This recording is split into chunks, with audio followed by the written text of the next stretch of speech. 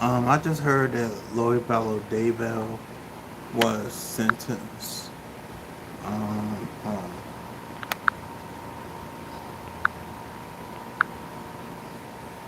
okay. I just found out that Lloyd Vallow Daybell was sentenced, and I want to talk about it a little bit.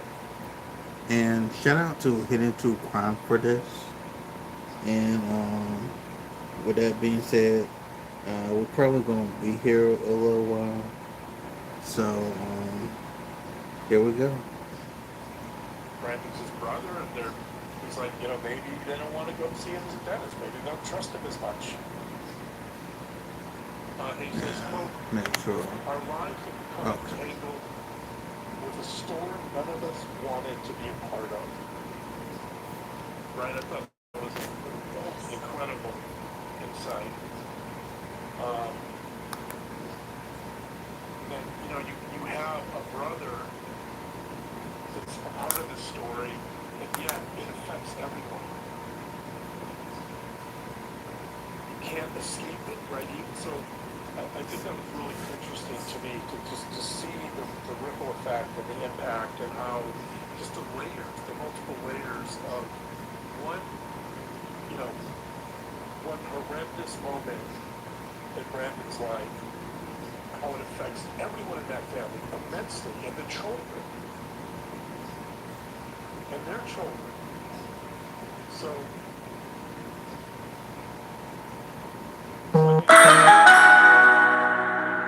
the importance of Brandon in the story, and that's why, because this act has immense repercussions that I think sometimes might be overlooked here. And so I was glad that individuals were able to make these statements and to really bring home the fact that this trauma, thankfully Brandon's alive, right? But this trauma will follow him, and it will follow this family, according to them, for many, many years.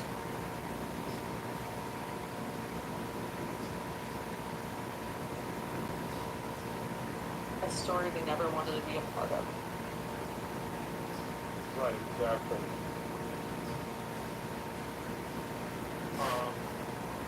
I'll just go over a few things. Jenny, who's Brandon's wife, talked about some of the impact. Um, she said it shattered Brandon's ability to fully trust. So again, this is echoing Kay's idea of trust being violated. That the world isn't the same safe place he thought it was. That his wife at the time, Melanie, is wrapped up in this, and here he's being shot at, like he thought he trusted her, right? So we'll see if anything happens there. She said, quote, "We had countless sleepless nights and tears like nothing I've ever heard."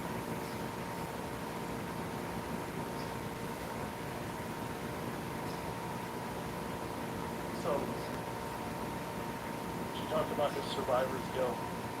That Brandon would sometimes talk about how he would willingly switch places with any of the other victims. I think that's important as an impact. He survived. The other victims did not. And so he's saddled with that the rest of his life. You and I have not known Brandon as much. No, we don't. We don't know him we don't know him, and when he seems like a really good human being, and it seems like I really believe that the survivor's guilt is immense with him, and I really think Get the education you need to transform your career and your life. Converse 2. Preparing adult learners for success.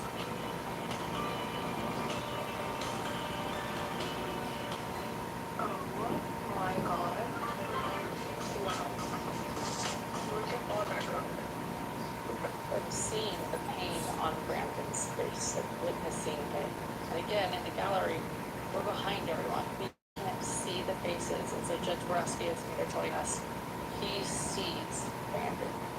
And, to know that he had to, identify JJ and did that on what was supposed to be his honey.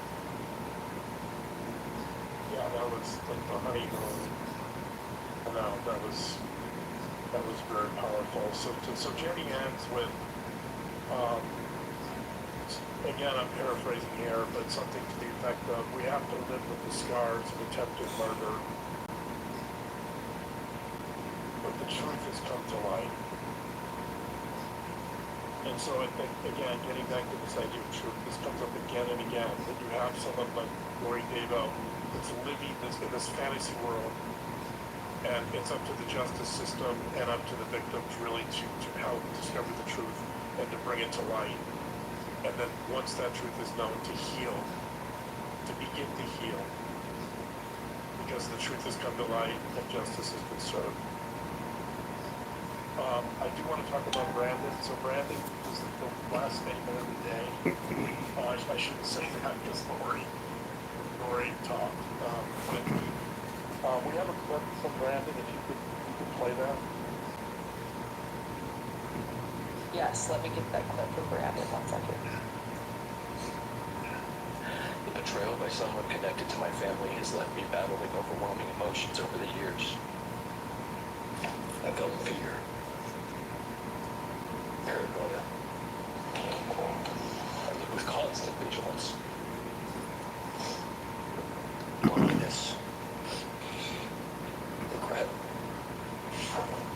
and sadness. And this is the Anger, in-law that she tried to have taken out. embarrassment.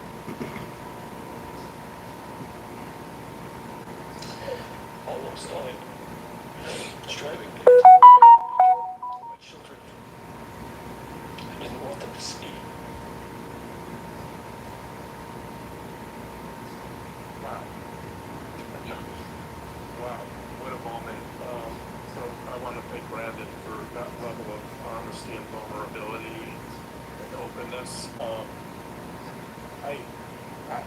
I wouldn't be able to summarize it better than he just did, but every emotion you mentioned there, I think, is relevant to trauma, and it's something that victims experience.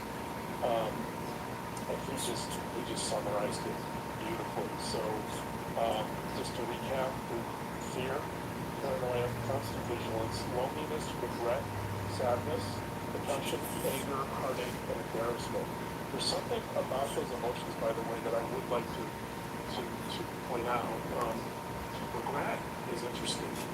Regret, right? So that speaks to survivor's guilt. Interesting. That he's feeling, because normally you'd say, well, why would he experience regret? I mean, but he's telling us that he's got some regret because apparently he survived. He did nothing wrong. Survivor's guilt. He survived, but he feels regret anyway. So I think that speaks to the survivor's guilt. A lot of the other emotions would be quite typical of trauma victims, trauma survivors. With the exception of, this is a very interesting one to me, embarrassment. So again, that's a very interesting word for him to bring up, or emotion, because he's done nothing wrong.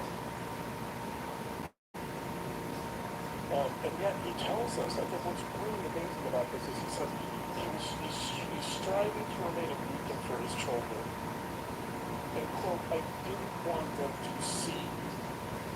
He doesn't want them to see his pain. He doesn't want them to see his sadness, his depression, his anger, his heartache, right? And I think that's what he's saying, is that part of his struggle is because he's trying to hide some of this, he's strong for his kids.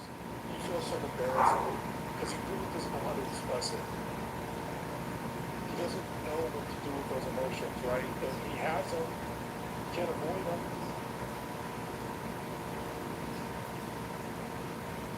And yet, he wants to be a beacon for his kids, and he feels somewhat embarrassed. And I thought that was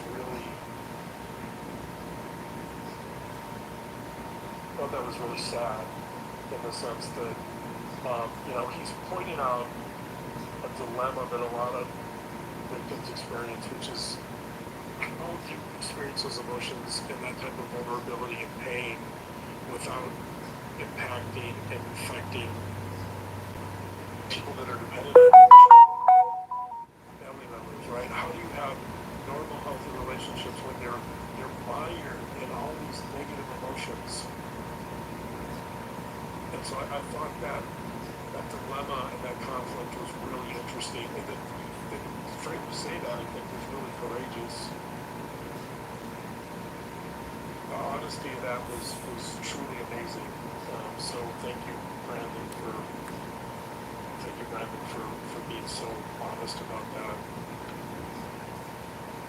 And I know we already talked about his wife Jennifer too, but like hers was really profound to me too, talking about from the outside looking in how it's affected him. And he said as much as, so, yeah. We talked about, it was interesting, we cited some research on children that lose their fathers, which shows the level of concern he had for his children and the level of commitment he has to his children as a father. Children that, according to him, children that lose their fathers, I haven't looked at this research exactly, but children that lose their fathers have a 30% chance, 20 to 30% chance, greater chance of suffering depression. They experience a sense of abandonment, their sense of security is destroyed. They don't do as well in school, so there's a school impact, and later in life they struggle more financially than children that have their fathers. And I thought that was really interesting research for him to cite, recognizing the importance of him being a committed father to his children, and that even though he's struggling with these really difficult emotions, he knows he needs to be engaged with his kids and the importance of that. And obviously that's really important to him. He brought that up multiple times, so I applaud him for that. And I think also there's sort of this sense of relief and that he survived, right? So his kids don't have to experience a fatherless upbringing. He says, after talking about some of the research, he says there's no measurement system for our grief, pain, and trauma, unquote. I agree with that.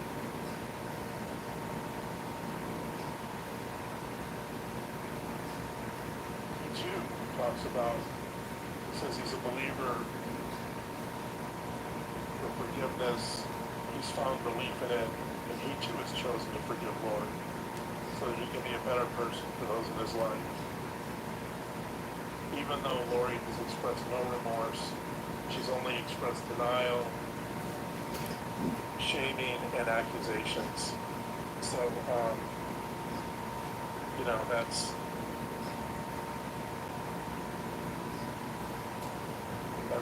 pretty exceptional.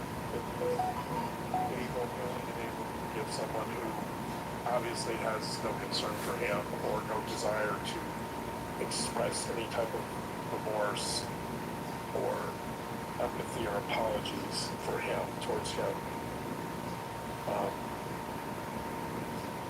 Because she could, because he's the only survivor, right? So she doesn't. She chooses not to.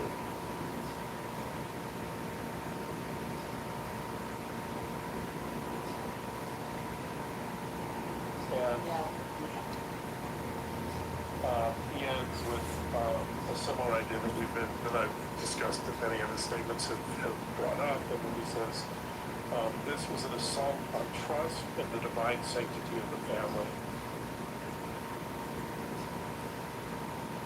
He says to the judge, I asked you to protect us and to keep us safe. So again, we're getting back to Kay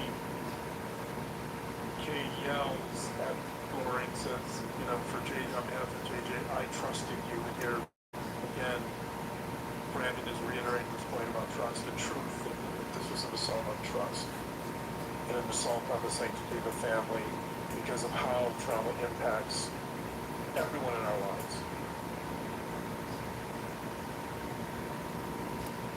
Yeah.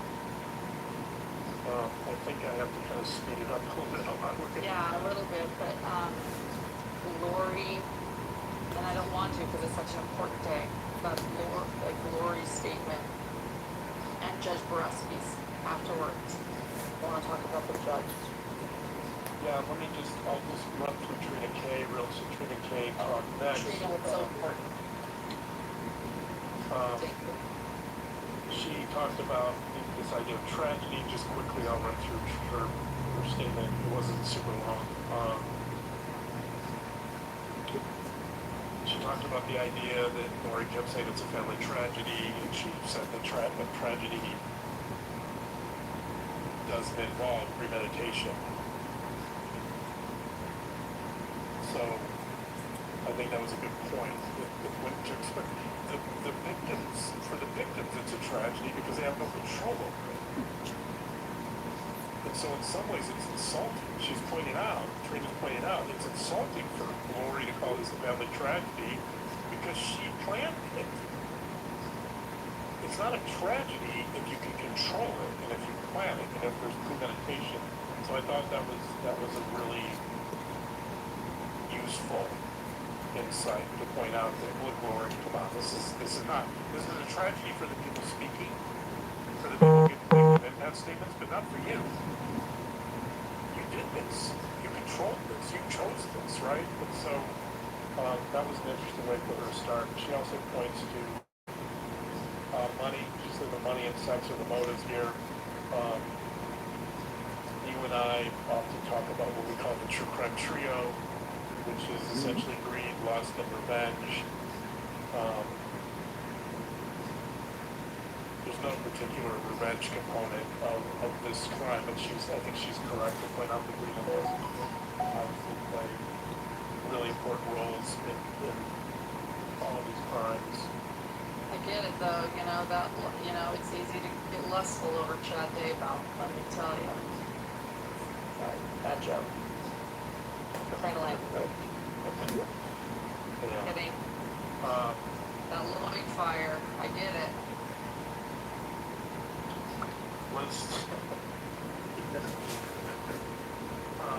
Sorry, I know it's been serious. I just had to diffuse a little bit. But yeah, I'll just never understand that lust. But keep going. Some of our viewers may not even know the loading fire reference, by the way. Luckily bad. Not blessed. The ones that have been following us on this case for a while are going to know what line fire means, but most may not. So yeah, go check out chat and line fire. Don't actually. Yeah, don't. Brianna Whitney, the woman who has now interviewed Lori Vallow Daybell more than any other person on the news, did another one yesterday, and Lori started the interview by holding up a picture of her chat, or having her on Monday, by the way. Brianna Whitney will be on our show on Monday to talk about her final, or premiere final, never say final interview with Lori. But yes, go on. Don't look up Lloyd Fire. Move forward in Lewis if you don't know what that is. So let's move on to Lori then. So Lori Daybell was next. She, of course, starts off with some, she goes on a tangent about her constitutional rights and the legal system. I mean, all of this, by the way, is avoidance.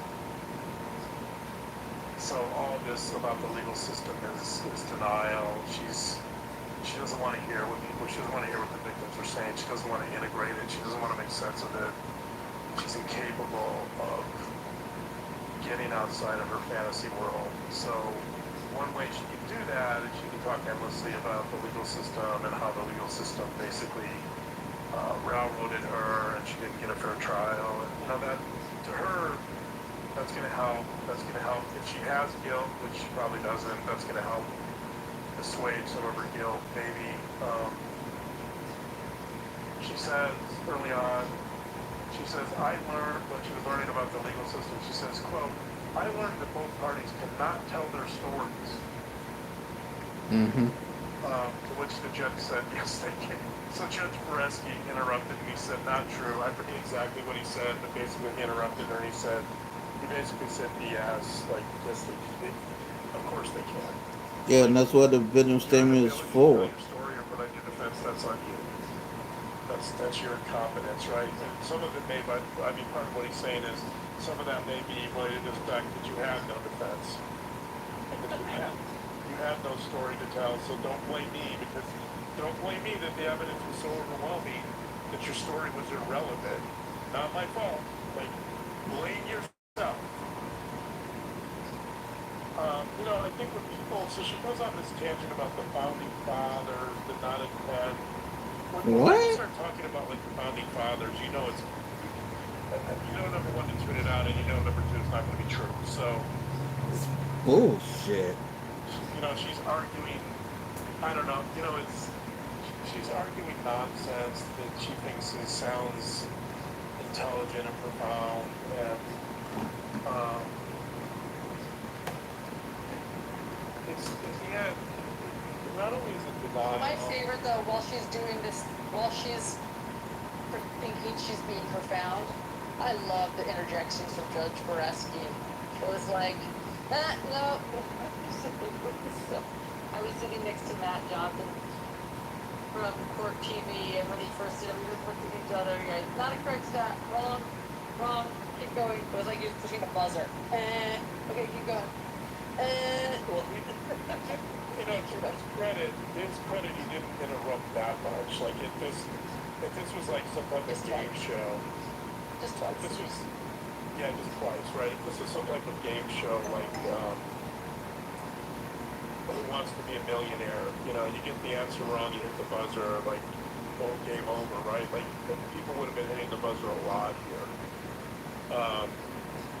But he only hit it twice, so to his credit. So the other time he hit the buzzer, by the way, so the thing about not being able to tell your story is like wrong, and then she argued that only 2% of defendants are acquitted. And that's the other time he hit the buzzer. He was like, no, that's false. He didn't give us the right statistic, but she was wrong about that. So, I mean, one thing I would say about, just in general, about Lori's statement is there's something about her, that there's just this naivete, right? She's got this really childlike quality. Like, the world is overly simplistic. It's like imaginary, right? There's this fantasy, she lives in this fantasy world. She's in denial.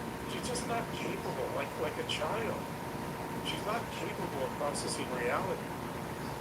Which, by the way, and I'm not diagnosing her with narcissism, but I mean, that's the narcissism to a large degree has something to do with that too. A lot of narcissists have this very kind of childlike quality where they want the world to be really simple, and they want the world to kind of exist as in their imagination, and of course it doesn't.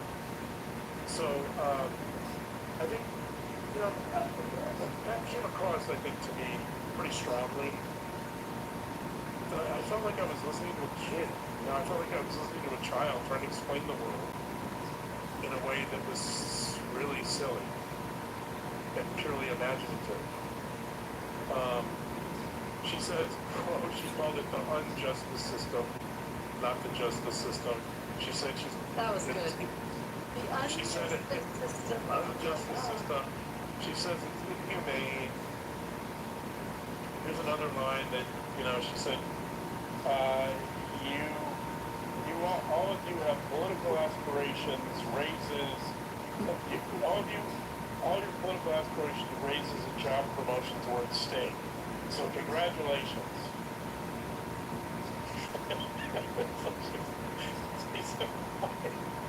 She's implying that no one in judge can actually decipher reality except for her, because they all have these biases from political aspirations, raises, and job promotions. Like all of that is somehow going to impede people's ability to discern reality and evidence and facts, right? But to her, I guess, in the real world, people get job promotions for doing a good job. It doesn't mean they can't tell that from fantasy. Yeah. And then we have, I think you have this, well, then we have what I think is probably the most important part of her statement. Do you have this plan? I think you do, right?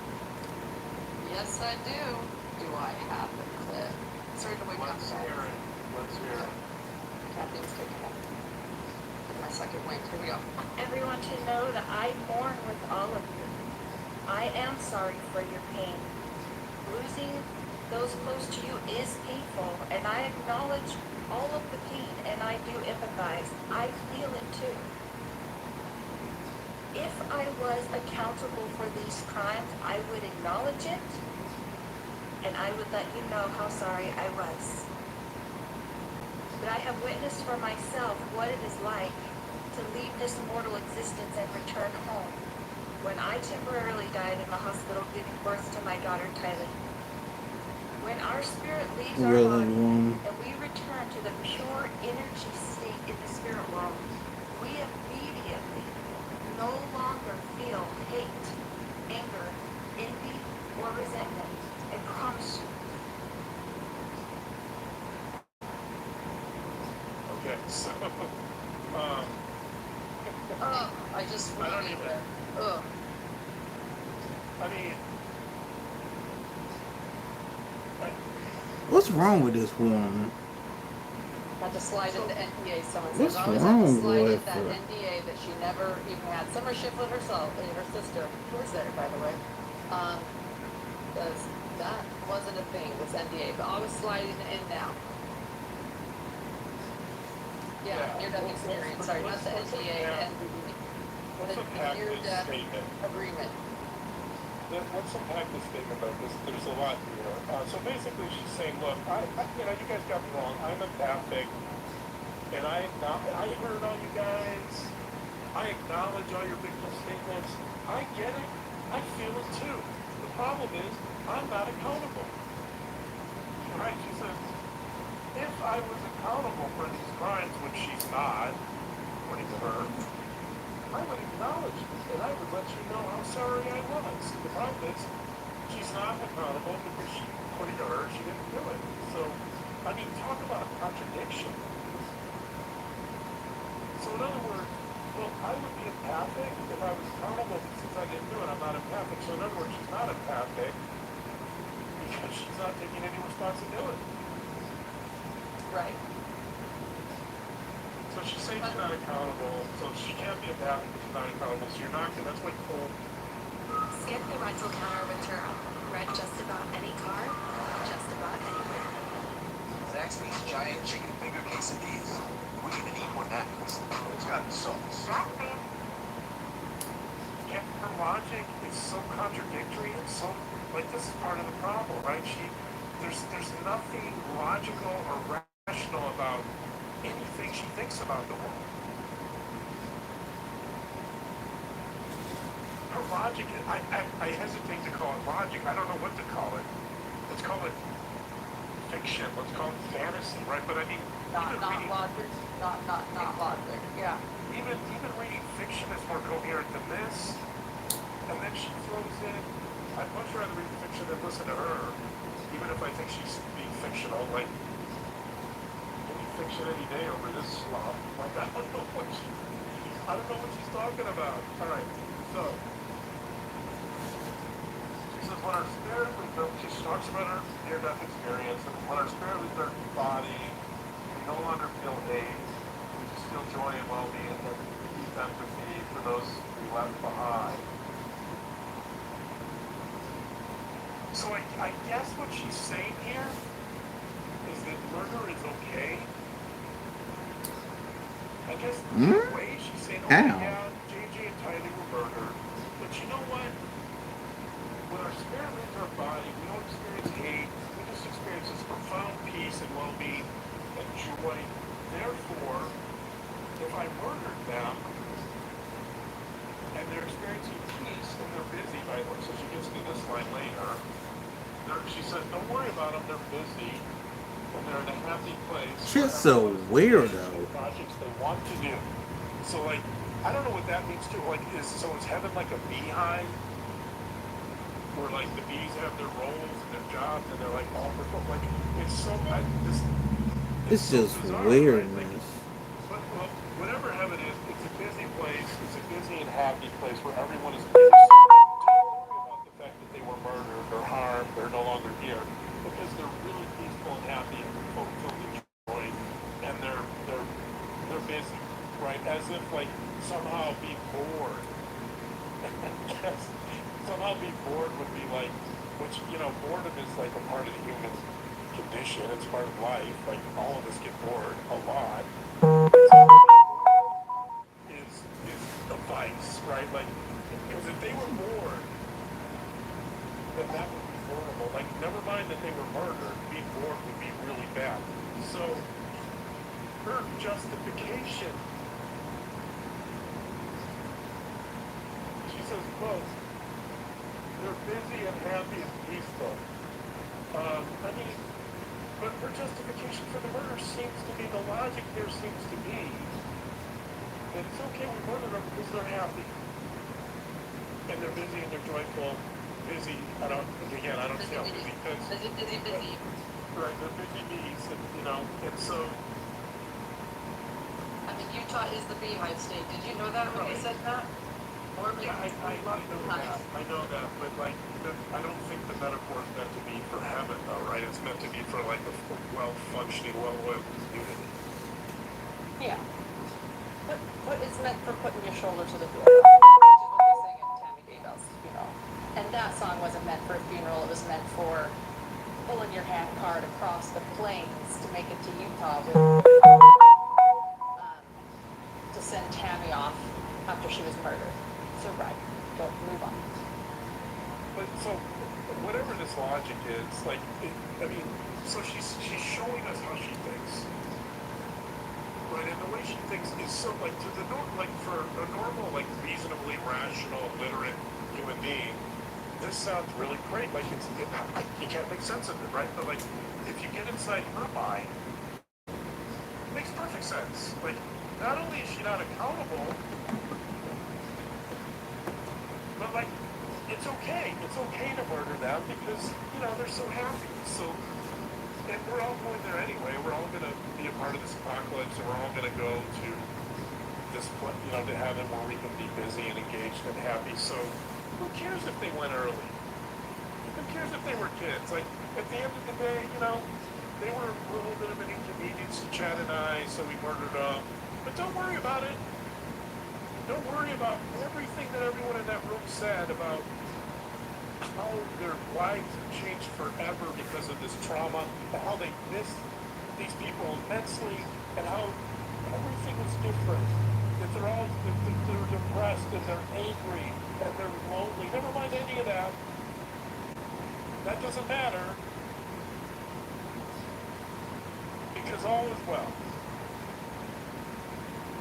They're now free of their mortal bodies and they're happy, so don't worry about it.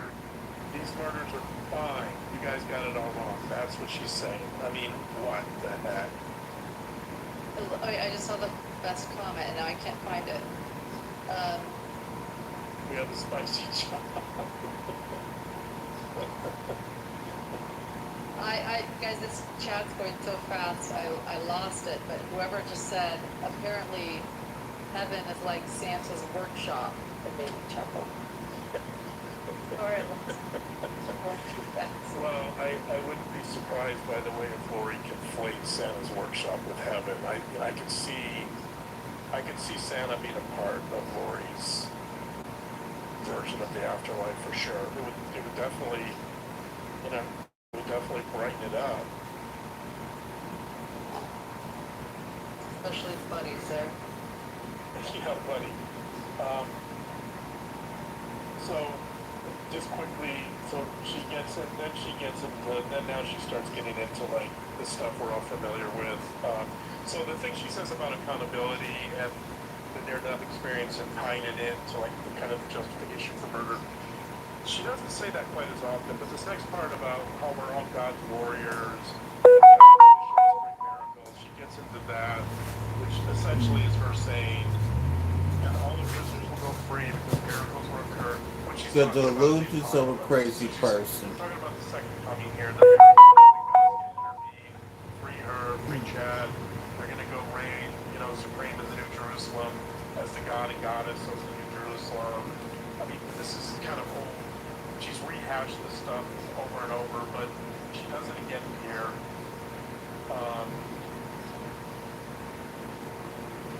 Judge Brusky challenges her on that a little bit. By the way, later, he says, well, that wasn't meant to be literal. Like, that's... I love that. I loved it. I was like Judge Boreski is like taking a page from your book, like, think not so literal, Lori. So she asks, Jesus will call his warriors from prisons, and they will all walk free.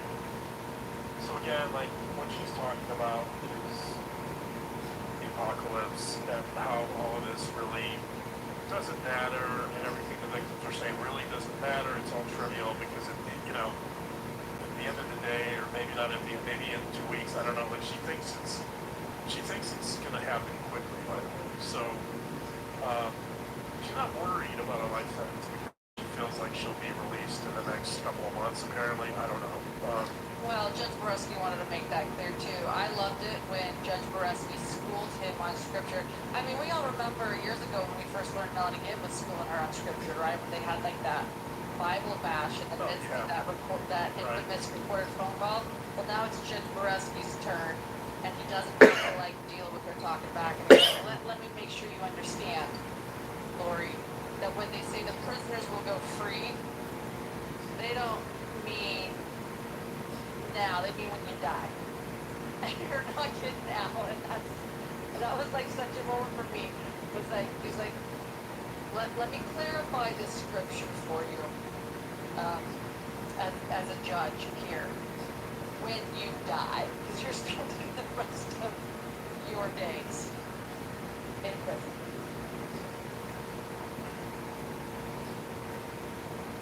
And so that'll take us to, so that's the end of Lori's statement. I think those were kind of the interesting components of her statement. Again, following her logic is like nearly Weird. impossible. But again, I hesitate to call it logic. I don't know what I'd call it. Delusion, that's what it is. Complete and utter delusion. But I think if you really pay attention, you can pull out some threads that make sense of it. So the way I take it is she's essentially saying, what I did isn't that bad, and murder's fine because they're happy. So, and they're busy too. God forbid if they were born in heaven.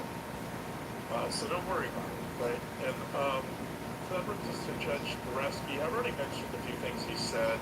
It's kind of the important truth in the courtroom. I appreciate that. I agree. I think truth is important, especially in the legal system. Even though a lot of people apparently these days want to play these games and shenanigans around truth and legality and whatever, Judge Boreski reminds us that at the end of the day, jurors, not the judge, because nobody wants to blame him, but jurors are the ones responsible for rendering verdicts and finding their version of the truth. And we have a clip from Judge Boreski, right? We sure do. 1 second.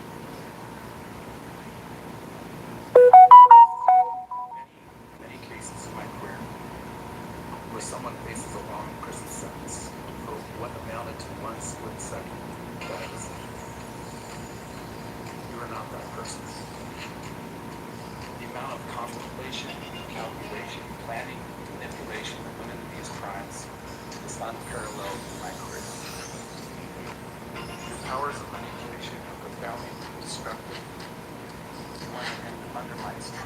I didn't mean to do that. Sorry.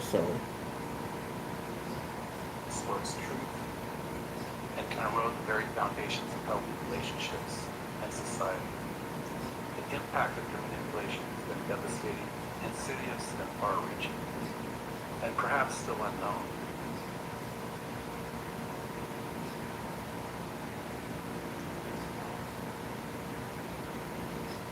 I think that everything we just talked about for the last few hours, if we've been going for, I can't see the time, so I think we've been going for a few hours, but Going as long as LDS Church is, but you know what? We've been on this case for 6 years, and that's okay, because it's a big day today. And I so keep going. I think that's a wonderful summary and encapsulation of everything we've been talking about for the last 2 hours in terms of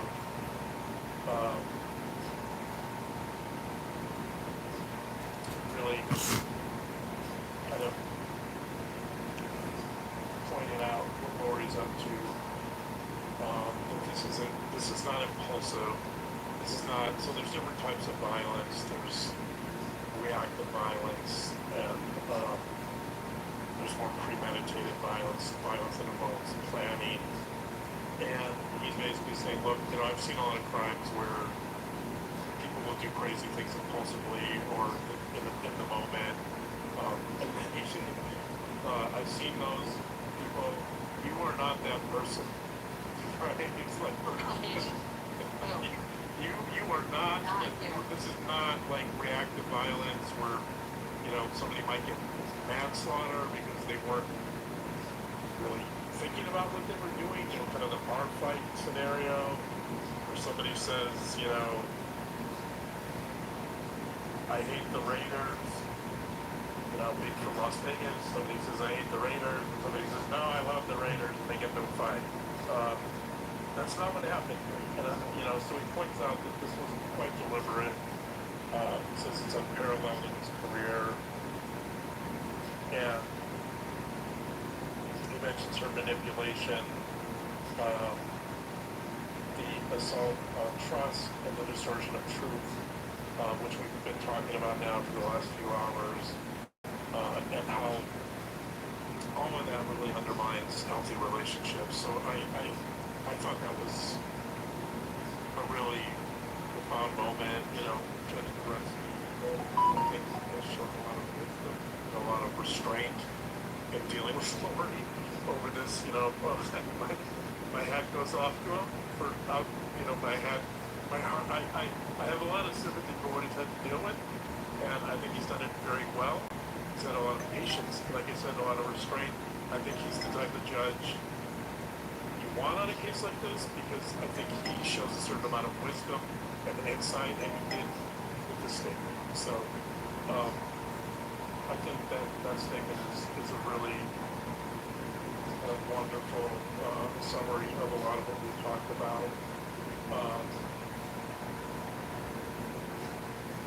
The other thing, I think I'm going to end with this thought, but this is another thing Judge Borowski says. So I think this is near the very end. He said the harm, and in the 5 years, 6 years, in the 6 years we've been covering this, this is another one of those statements I think that really distills things to the core, distills this crime to the core.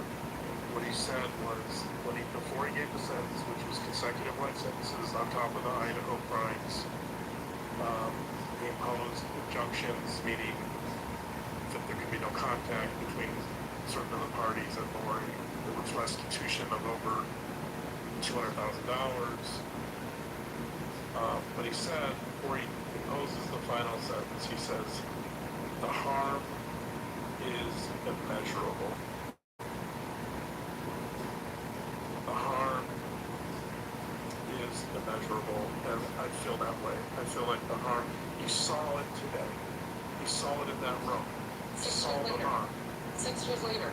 6 years later, you saw the harm, you see the heartbreak, you see all of the emotions surrounding this, It was Yeah. all on display today.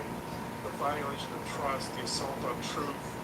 What happens when somebody lives in a fantasy world and acts out Yeah. that fantasy? What happens when someone believes that people are dark or demons or possessed or zombies? This is what happens. This is where you land. This is where you end up. You And where you end up, you dehumanize people. You end up at a place where, to quote Judge Bresky, the harm is immeasurable. And I hope we've contributed a little bit of insight and compassion and understanding here on this crime, because it certainly impacted us. I know it's impacted, just hearing from a lot of our audience and our viewers, it's impacted a lot of our viewers. And, I wish I had a solution. When harm is immeasurable, I think one solution is that whoever created that harm, you put them away, you put them behind bars forever, right? And that's what happened here. But there's no way to contain the radius, the periphery of harm for the victims and for the community and for all of us that have to deal with this, the aftermath of all this, the trauma, right? And so here we are, and I agree with Judge Bresky that the harm really is immeasurable, and I wish there was a simple way to resolve it, but there's not. I mean, maybe one way is that we've talked about this for 6 years. We've tried to make sense of it. We've tried to explain it. I don't know that there's a simple explanation. I know there's not, right? But part of our process and part of our goal, at least, is to help make sense of it a little bit, even though it's totally senseless, and even though the harm is immeasurable, maybe in our own way, I hope we've helped to soften that harm a little bit, to allay that harm. I don't know. I think we're all trying to do it in our own way. Yeah. Thank you, Dave. Couple things, really quickly. I actually have about 10 things, but I just crossed 8 of them out. Okay. So, All right. a couple things. This is, Angela writes, I can't believe that all in 1 week, Koberger, Stearns, and Lori all gave no apology, took no real responsibility. All 3 of them did such heinous things. You can't just say I'm sorry, it really tears me up. I think this is profound because it's real and it's meaning. In addition, this is exactly why this week has been so overwhelming and so busy. These are 3 cases that we covered, and I want you guys to know, and we're also covering the James Craig case too. Unfortunately, our team is, 3 and our moderators and some people that also help us, but Grayson, John, me, and we've been doing our best. And I also want to do that one case that was really important to us, that remains really important to us, is Madeline Soto. We are the ones that interviewed, Senator Stearns' parents, and we wanted to cover that. We will be talking about that. I think we're probably going to do that elsewhere, though. Well, that's what I was going to bring up. So we missed that, but we will be bringing you an episode on patreon.com/futurecrime. So John and I will be recording that probably this weekend about the plea hearing for Senator Stearns. So, at patreon.com/futurecrime, and for those that do want more Dr. John and more bonus episodes, he has we're probably nearing 100 now, including one recently this week. So that is where you'll find that update, and we've been doing our best. And we are continuing to cover James Craig. There are no cameras in that courtroom. There are no cameras in that courtroom, and we are continuing to cover the James Craig trial. I also want to say that after court today,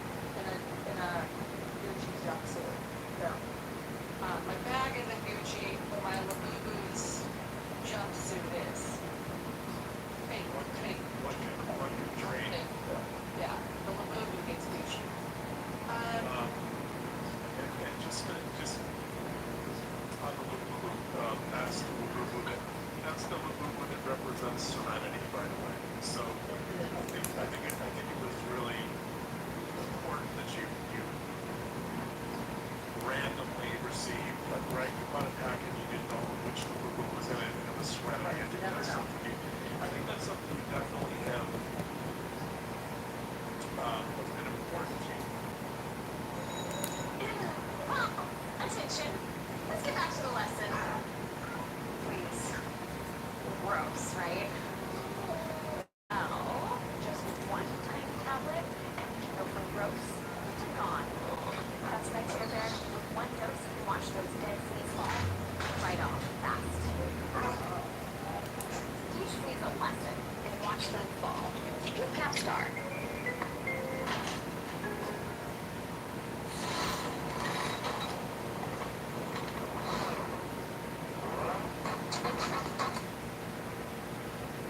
Friends. We're all getting together earlier and they're together, but we want to go see the Woodcocks and see Epic, the Epic and others. And so if you guys don't see James Craig tonight, it's installment, we will be sharing it tomorrow. But I've got my Labubu Serenity with me, so everything's okay. It's the energy Right. Labubu. Our little guy got, we got loyalty, right? Yeah. I got loyalty, yeah.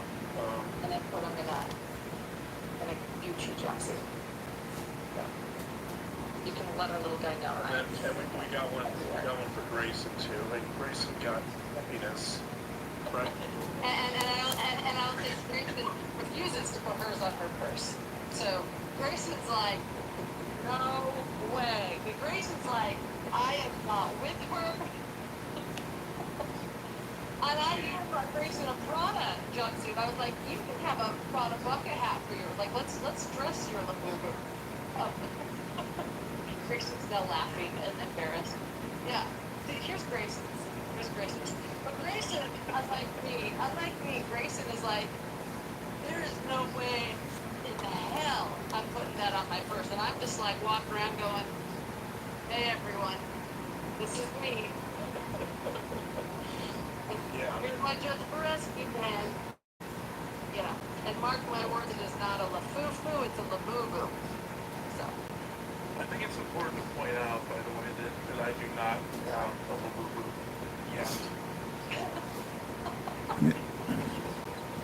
Is that for you a question that I buy you one? No, I don't know. Is that a hint? No, like, Did I miss your father's day request? But John really wanted to ago, Labubu? a month ago I had no idea what a Labubu was, but now I kind of yearn for the secret. So, for those of you who don't know what Labubus are, the secret is like, I don't know, the secret's really cool, I guess, so. Grayson just said that she can rent hers out to you. No. It isn't Prada, it's a little Prada jumpsuit though, so it's a little bit pricier. I know our Gen Z producer was like, what the hell are you doing walking around with that thing on your purse? And I'm like, dude, I'm a mom who's like, I had to buy this thing, I'm gonna own it, and I am gonna wear it. Yeah. So. Okay, shame on me for not getting you a Labubu. I think I know what we're doing when I get home. And for those of you that have no idea what a Labubu is, John just said he didn't know a week ago, but now he's No, an expert. a month ago. A month ago, he said, just go Google the secret app, and you will know. You have that on your purse for like a month. Labubu. Did you see what I did there? That was good. Yeah. Yeah. Okay. I saw that. Not as poetic as the victim stings today, by the way, but We're gonna end, you know how you always end on profound things? Something I love about you. John Williams is gonna end tonight. Chad is a Labubu.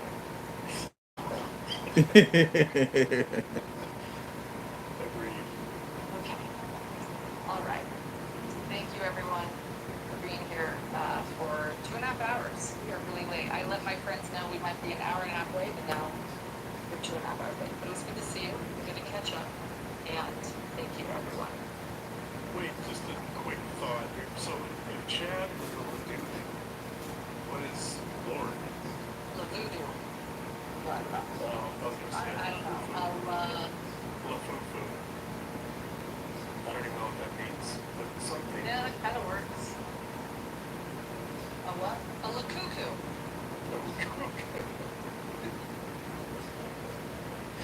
That's it.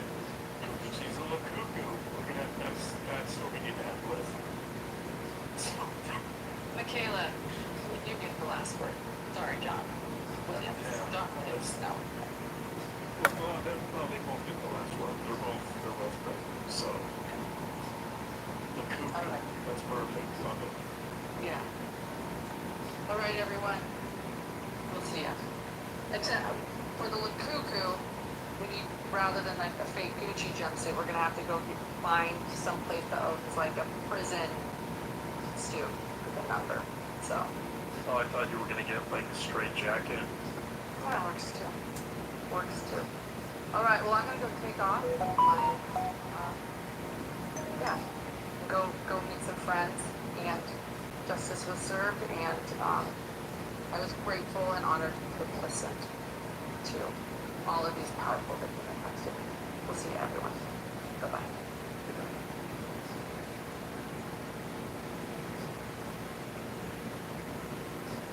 All right. There was the live with Penn True Crimes Live after a lawyer was sentenced, and they accused Lauren Penn True Crime was also at the press conference, so I'm gonna play some of that as well. If you live near a military base, your water may have been contaminated. If you As a matter of fact, public tap I'm gonna water play for the all last of couple this. decades, Summer Rex. I'm gonna play all of this. Let me go back to the beginning. The reason I didn't play this cause once I saw that it were live, I just went ahead wanting to get the live. So let's go back to the press conference after Lori Vallow Daybell was sentenced. And Lori Vallow was just sentenced again. She was just sentenced. And I pray and hope they all can hear this loud and clear. Charles Vallow. Glad to see a thumbs up. Don't know what everything is, but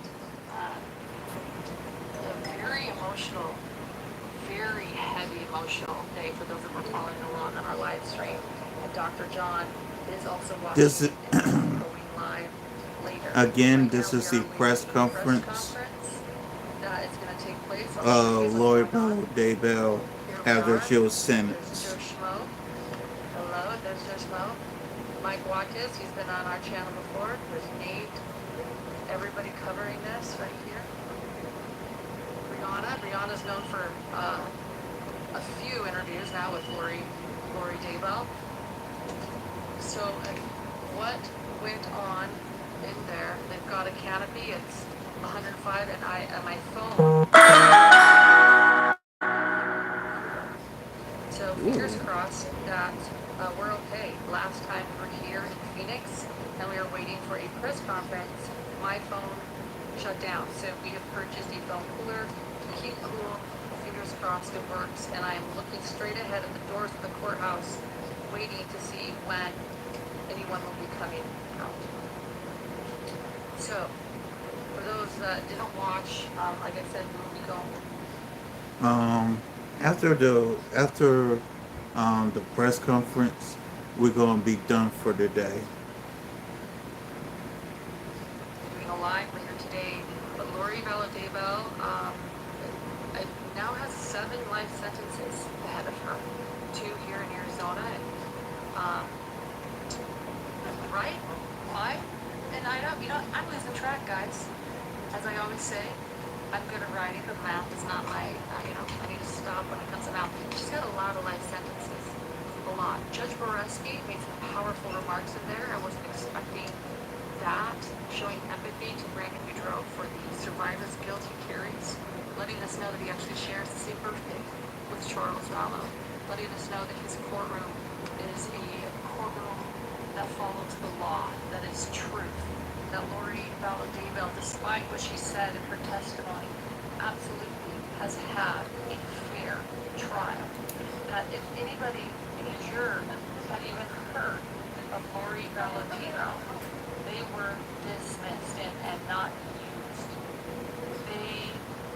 We heard from several witnesses. One of the most profound witnesses, or one that was a really, really big deal, someone we had not heard of until today, was JJ's father, Todd Fandom. Todd was here today, able to give a victim impact statement. It was incredible and heartbreaking to hear from JJ's biological father. We also heard from Kresha.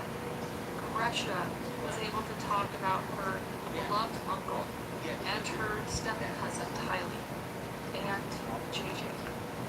We heard from so many voices in these victim impact statements, and they were given a little bit more freedom than they were in Idaho when victim impact statements were read, and more were able to share victim impact statements. Tammy Daybell, JJ, and Tylee were not forgotten in these victim impact statements, despite these cases being about being about Brandon and Charles Vallow. At one moment, so Nancy Jo Hancock was in the courtroom, some things you didn't see, because of course Lori also spoke and gave her own statement, which was appalling. But Nancy Jo Hancock, who was there in the courtroom, she was a witness for Charles Vallow's trial, a very important witness. She actually stood up after Lori started talking for a while. She stood up and she walked out of the courtroom. We made eye contact as she did so. I was at the aisle, and I could tell it was because of Lori, what Lori was saying. And I sensed this was a statement from Nancy Jo, and I believe it was. I have not confirmed this with her, but then when Lori finished and concluded, she walked back and she took a seat.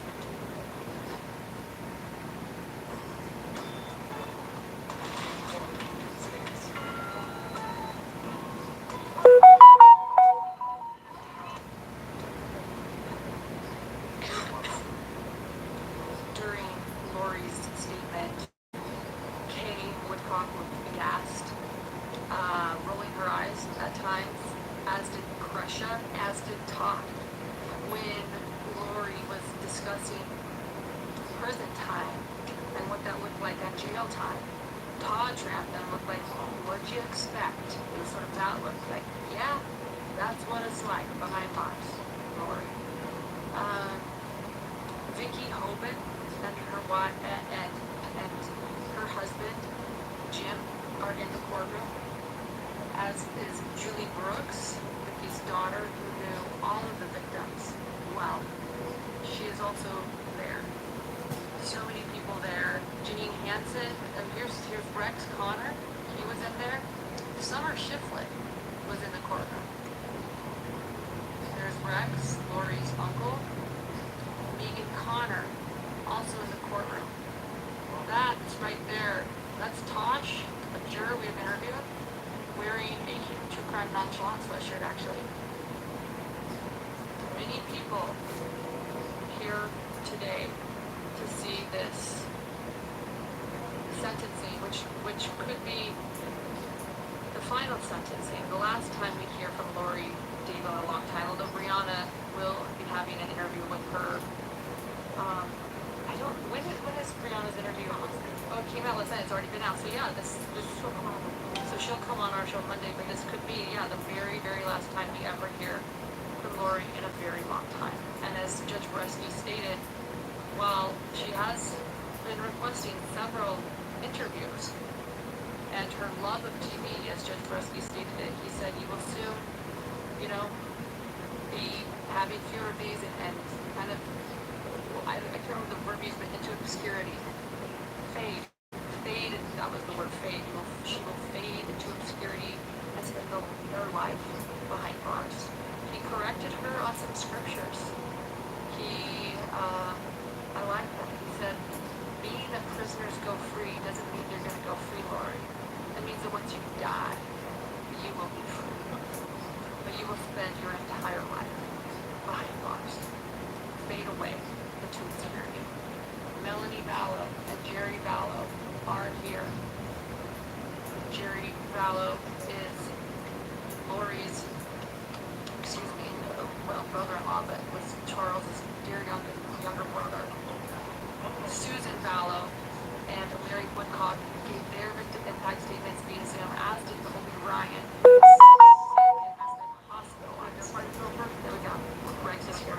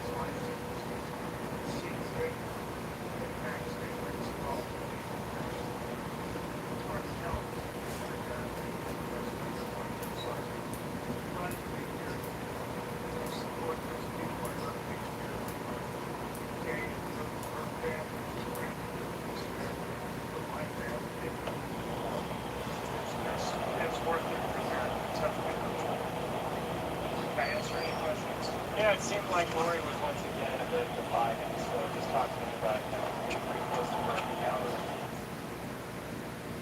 Allow me to introduce the leader of our delegation. She is the closest aide to the sorcerer king. Well, I've adopted my youngest daughter's philosophy here. My youngest daughter was Lori's name, your tidy figures name. And then when I asked her about, following the case, that my expectations of Lori are so low, it's not letting anything. Let me see when my mic is ready. Hold on, y'all. I was just, I experienced what she went through now that we all have to deal with it. My expectations were low and they were met. What did you think of, what did you think of the judge's comments afterwards to her when he spoke directly to her about fading away into obscurity and also sort of correcting her on the law? Any thoughts on the judge's remarks? Yeah, I want to watch it again as I was enjoying them so much. I may have missed them as I was enjoying the last thing he said. I think they were so appropriate for her. And I appreciate the work he did all through the trial, the patience of the man. Give me a second, y'all. Give me a second. I just appreciate it. What's next for your family? Well, this is a huge, huge thing. Hope you guys can hear me.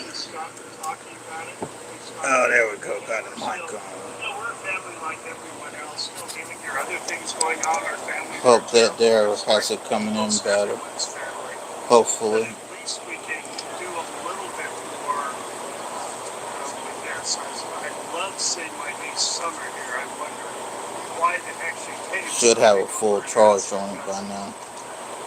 It's not tougher on too many people more than it is on Summer to be here. And I admire her strength of being here and just love her willingness to be here to heal someone. And those are parts of the family we need to heal inside our families. I'm at home.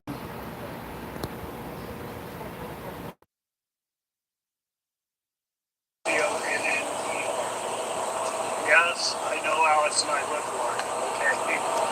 But he is alive and not part of that ridiculous cult. It was a family joke and kind of fun.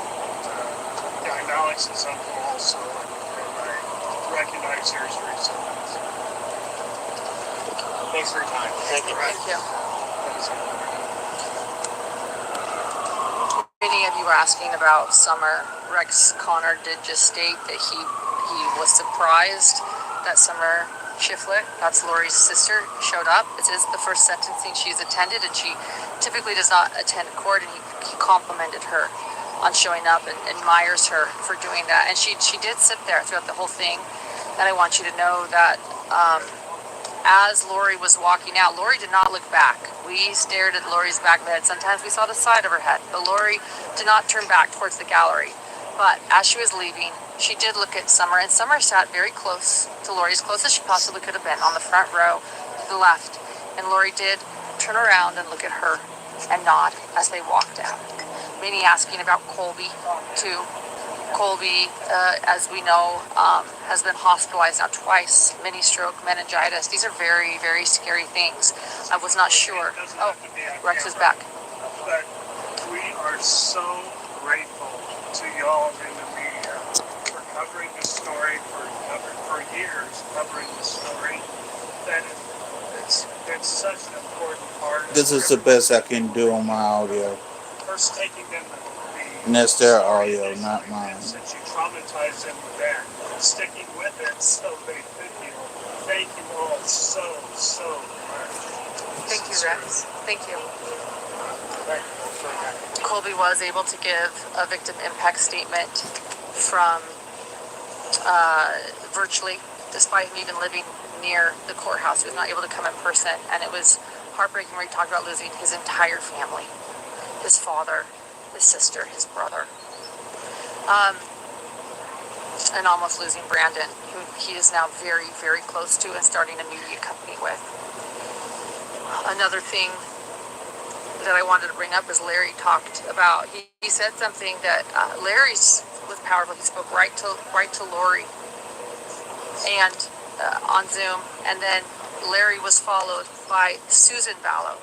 Susan Vallow was able to speak via Zoom as well. They were together in Louisiana, and they were able to both share this about Susan's brother and Larry's brother-in-law. So something that Larry mentioned was that he said, you tried to kill Lori once. And Life's an adventure, and the 2025 Honda Ridgeline is built for all of it. Whether it tried to kill Lori once. And excuse me. What Larry is referring to when he states you were trying to kill me was a story that he told us with Kay, only actually us, John and me, where he believes that Lori tried to poison him with fruit salad and felt like he was going to die on an airplane afterwards and was sick for days and had always felt that Lori attempted to poison him. And I believe him. I think we've seen evidence that is something that Lori does, is poison people and drug them without their knowledge. We know that also that she did that with Charles Vallow. She did it with JJ. There is actually a Munchausen by proxy diagnosis in the family history charts when it comes to the stepsons, or excuse me, Charles's son, Lori's stepsons, not to JJ and Tali, but there is a lot of evidence that Lori would give people medication or things that they did not need and without their consent. Again, so sorry. No, you're good. I'm kind of skewed in here. It's okay. And you need canopy. Everyone needs some canopy. Megan was just over here for a quick second. I also saw the juror Victoria, who is also here. A lot of people that are coming here, that I would like to talk to. Did you see anybody else? I was going to grab Megan for a quick second. Kay Woodcock at one moment tried to turn the mic towards Lori, which I felt was completely appropriate because although Larry was on Zoom or virtual, he spoke esteemed directly to Lori, and I think that all Kay was trying to do was that same thing. She was requested not to turn and look at Lori, but to look towards the judge more so. But at the end of her statement, it was heart-wrenching. She turned to Lori and she yelled loudly and said, "I trusted you." It was heart-wrenching for me. As I've often talked about, the grief that is in us, and the anger that grief can be, the sadness, and how tragedy affects everyone. Later during a bathroom break, before hearing for the judge, the bailiff actually asked me. He said, "We heard that there was some yelling." And I said, "Yeah." Just one line there was. And their hearts broke for the people in there giving victim impact statements. There's Kresha. Right, Kresha, you did it. Can I turn this on you? And just say you did a wonderful job? You don't have to say anything if you don't want to. You don't need to say anything. What? Well, I'll keep it off of you. I'll keep it off you, Kresha. But Kresha, you did a wonderful job. You did a wonderful job, Kresha. It's okay. I see that Nancy Joe is out here as well. There's Nancy Joe walking.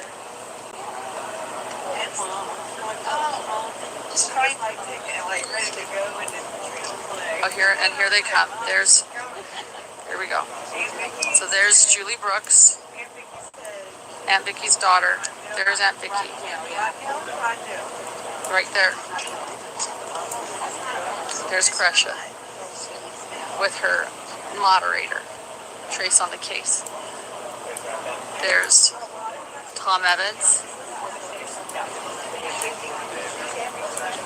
Janine Hansen, Megan Music, a moderator of ours. You guys know. Dear friends with the Woodcocks. There's Caitlin. So it looks like we're getting closer. There's Victoria, a juror for Charles's trial, sitting down right there. We are, yeah, should I keep this down? Kind of, we are worried about the... It's doing great. Is it doing great? My phone is saying cool. It's colder than your phone. Let me feel yours. Okay, yeah, my phone cooler. That's Jim, Vicky's husband, with her.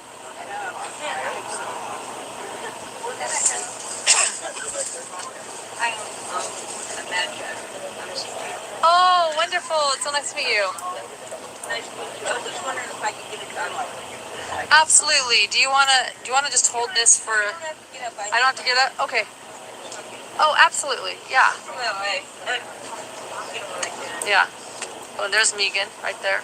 Absolutely, Megan Connor. I'm waiting for a press conference. Do you wanna say hi? That's Vicky. Aunt Vicky. This is the staging area. The air conditioning. That's Megan and Vicky hugging. Oh, and this is from Julie Brooks. I have permission to share. Wow. Julie makes incredible cookies with love. And with hearts lifted in sweet remembrance, we honor JJ, Tylee, Tammy, and Charles. Brandon's life is a blessing we cherish, and Justice Love and Judge Boreski have helped to light the way. I'm going to cry looking at that, and I'm going to eat it, and it's going to be delicious. Here is Melanie Vallow walking out. That's Jerry's wife. I am now a person in long-term sustained recovery from substance use. I knew. Oh, that's Jerry's wife. Hugging Megan Music.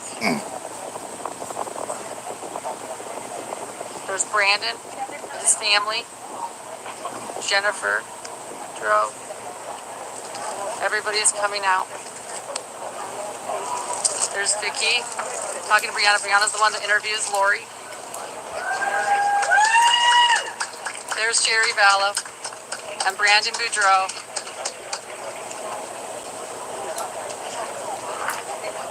I see that we have a lot of people watching. If you could please like this, thank you. And then again, Jerry's wife Melanie walking back there with Brandon's wife Jennifer. Brandon and Jerry Vallow. Go. Thank you, I guess. I don't really have a lot to say. I think I shared what I had to say in there. So we appreciate all of you guys who shared our story over the last 6 years. I want everyone to know we're very clear that our justice system is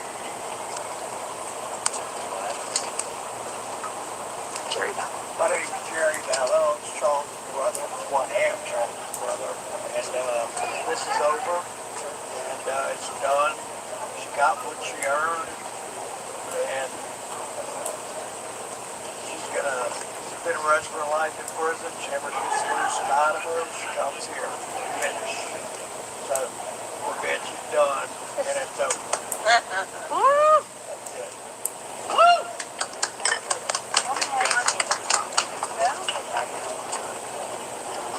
We're going to eat. Great couple Get a beer.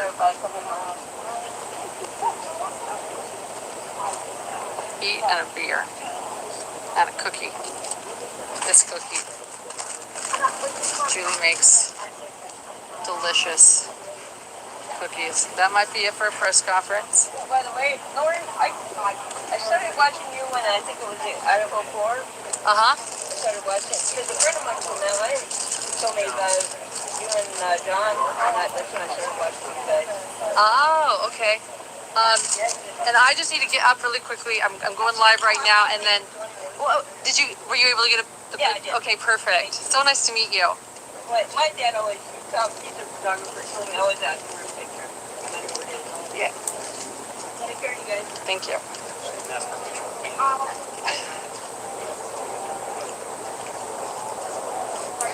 There's Jerry hugging Grayson.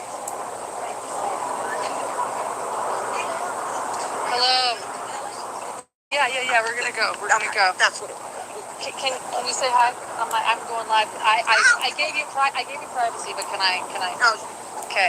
Here's Melanie Vallow, Jerry's beautiful wife, and as Jerry says, he needed beer and food. Is that That's what the plan? correct. That's Correct. the plan. Okay. How are you doing? You doing I'm okay? good. Yeah, I'm glad it's over. Glad it's over. Proud of Jerry. Jerry, come here real quick.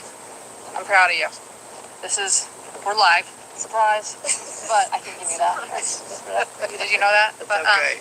that was a beautiful victim impact statement. I just want to say that. Thank you. you. Yeah. Thank you. And yeah, I hope you're feeling okay. Yeah, it's over. It's done.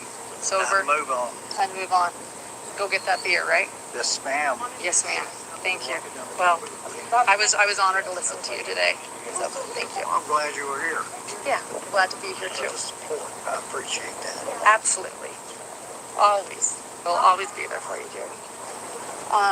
Thank you. Let's, yeah, well, I am on my phone. Let's go talk to Megan really quick. Oh, Megan's going live. Guys, I'm going to take off for a little bit, I think. Want to make sure there's no one else we're possibly waiting for. Let me show you guys this press conference, too. That Brandon goes. Here's this.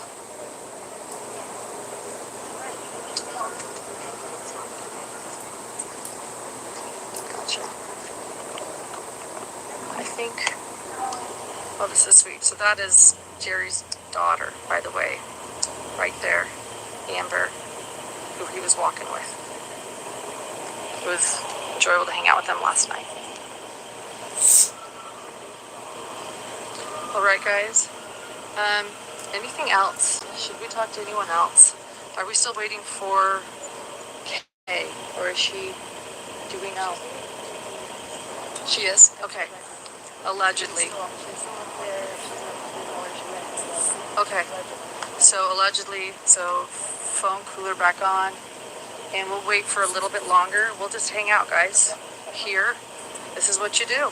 Welcome to the real world of press conferences. You hang out, you wait, you find out who's talking or who isn't, and if this is going to keep going or not. So I'm going to go back into my little seat now. Okay. Maybe eat a cookie with you guys. Like I said, Julie Brooks makes the best cookies. Another victim impact statement I really loved and valued was Jennifer Boudreaux, Brandon's wife, who talked about his survivor guilt. And so, and the idea that somebody, oh, here's Kay, somebody wanted to take a father away from his children, as she watches him tuck his children into bed each night and pray with them and read scriptures with them and support them, and how heartbreaking it would be for his children not to have their father. Brandon Boudreaux's sisters also spoke. His many sisters who love him dearly, and his parents also spoke. And he also talked about the moment that, and here's Todd, so JJ's father, Kay's son, walking together. Incredible. That Todd was able to be here today with his mother, Kay.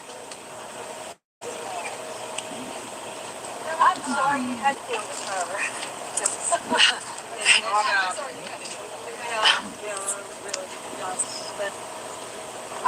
We are so glad to say our mission is accomplished after 6.5 years of her hell.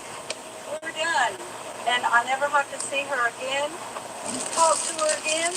She can never call me, and I won't be calling her. And God bless Charles and JJ and Kylie and Tammy. And I thank Lord for being such a stupid criminal. And Chad. Her and Chad. Stupid criminals. What do you think of her impact today? It's not the same, like the interview last night. It was just regurgitated from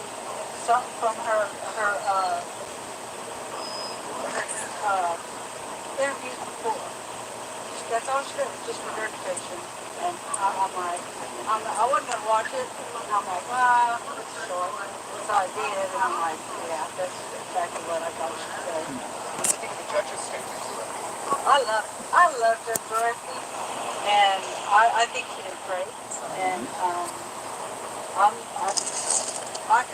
don't think we could have had a better judge. And he's a better man than a lot of people putting up with her like he did. I've had heard it earlier, way before he said anything, but anyway, that's why I'm not a judge. Kate, do you think she'll ever take responsibility for what she's done? No, never. She will never. They say never, but I'm saying never. She won't. She will not. And even if she did, what is the truth? Does she even know it? Or she would fabricate it and guess away. I don't know. It really doesn't matter. That's not anything I think about or talk about or care about. But I really don't have a lot to say, guys. We've got some things to do, but this is my son, Todd Trahan. This is JJ's biological dad. And I'll speak up a little bit more. And you just want to say something real quick. 7 life sentences. It's the number of completion. She got what she wanted. We'll see what we're doing this day. Thank you. All right, guys. Thank y'all. Thank you. Thank you, Todd. Thank you, Kate. As Connor said, Lori's uncle, if you want to hear a beautiful sermon, listen to Todd's victim impact statement. It's a beautiful moment. There they are, by the way, so let me just show you. They're up there talking to Megan Music. She's a moderator on our channel. That's Janine Hansen up there, the Woodcock's dear friend from Rexburg. Over there, that's Caitlin. Over here is Victoria. She was a juror. That's Trista.